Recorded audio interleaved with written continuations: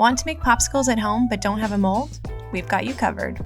You can use any recipe for this method, but for ours we added 2.5 cups of full-fat vanilla yogurt to a blender, then added 2 cups of whole frozen strawberries, the zest and juice of half a lemon, and finally 1 ripe banana. Blend this on high until the mixture is nice and smooth.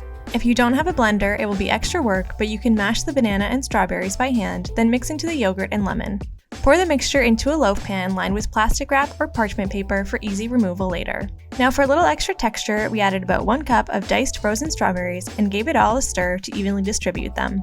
Cover and freeze for about 30 to 45 minutes until the popsicles are partially frozen but still malleable. You want the mixture to be thicker to support the popsicle sticks when you add them. To do this, cover with a couple layers of plastic wrap, which will also help to stabilize the sticks. Then use a small knife to cut slits at all the points you want to place a popsicle stick.